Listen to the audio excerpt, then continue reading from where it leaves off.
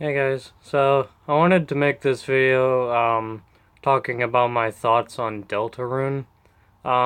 Because as you guys probably already know, I finished a Deltarune and I wasn't sure really how I felt about the game whenever I completed it, but after I had some time to think about it and my overall experience and everything. And I also watched some videos from Treesicle, which is a YouTuber I watch occasionally.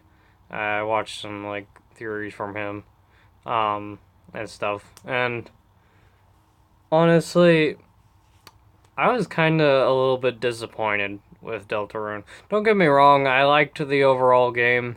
Um, it was mostly just the ending I felt was pretty disappointing because I don't know what it means exactly. I watched some theories about what it can mean, but that's just theories. It's not actual, like proof or anything. But I I just I don't know. It we just throughout the whole entire game it was worked up to be about, like getting along with Susie and Rousey and stuff and Lancer, and then out of be and like the whole goal was to get to the like fountain thing at the end and to stop it. But then for some reason we didn't even do that. We didn't even like stop the fountain or anything. Um, Rousey barely even hesitated, to um, like get us to stop the fountain or whatever. And then there appeared to be instead like an older version of Azrael or something. Rousey was or something, and I don't know. I don't get it. It didn't make any sense to me. Um, the main thing I was disappointed about though was how whenever I compared Undertale to Deltarune and how so much more satisfying Undertale is compared to Deltarune when it comes to like the positivity and the like niceness of the overall experience throughout Undertale compared to Deltarune. I got sort of a like negative dark vibe throughout Deltarune, and it's kind of the same reason why I don't really like most horror movies. I know that's a weird comparison to make, um, but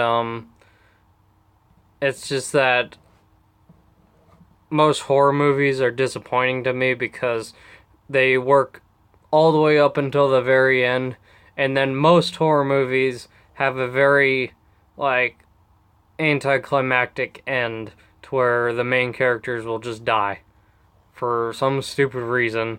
Like their work up all the way to the very end of the movie, and then the movie makes you think that they succeeded, and then they just die out of nowhere. And I've always hated that about horror movies. That's why I don't watch horror movies, because one, they don't scare me. Only horror games and stuff actually scare me, and only specific ones. And two, it's just that disappointing end. And that's kind of how I felt about Deltarune, because we had worked up it all the way to the end point and accomplished so much, and then at the very end, it's exposed that we're like evil or something, and I don't understand it. Um, I'm hoping that in chapter two, it will be better.